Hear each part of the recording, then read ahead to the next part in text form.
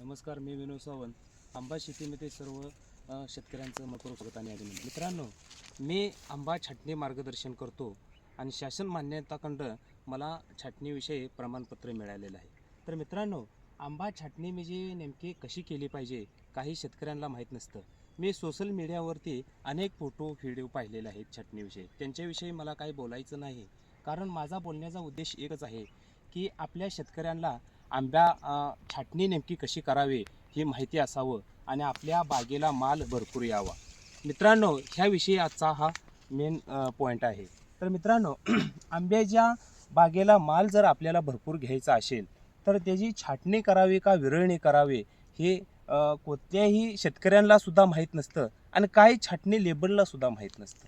अनेक छाटणी लेबल चांगली करतात, पण त्यातून सुद्धा काही छाटणी लेबल असे असतात की त्यांना काही मालूम नसतं की छाटणी कशी करायची आणि शेतकऱ्यालाही माहीत नसतं. त्याच्यामुळं त्या शेतकऱ्याचं बरंचसं नुकसान होऊ शकतं. तर त्या शेतकऱ्यांना माहिती व्हावं ह्यासाठी मी आजचा हा व्हिडिओ बनवत आहोत.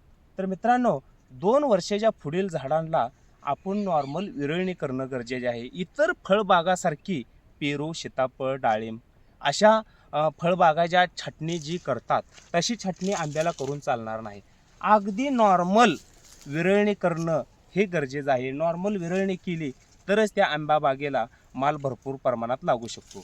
तर मित्रांनो, विरळणी करत असताना विरळणी नेमकी कशा पद्धतीने करावी आंब्याची आपण आता बघणार आहोत. तर मित्रांनो, ही आंब्याचं झाड 2 वर्ष 7 महिने पूर्ण झालेलं आहे. आता आपण अशा टाईपच्या झाडाची विरळणी कशी करायची असते, त्या कोणत्या फांद्या काढायच्या ते आता आपण बघणार आहोत. मित्रांनो, अशा झाडाला आपण बघू शकता की जिमनीकडच्या साईडला ज्या फांद्या असतात त्या फांद्याला मोहर लागला की आंबा लागला की तो आंबा भुईला टेकतो. अशा गळ फांद्या कट करून घेणं गरजेचं आहे.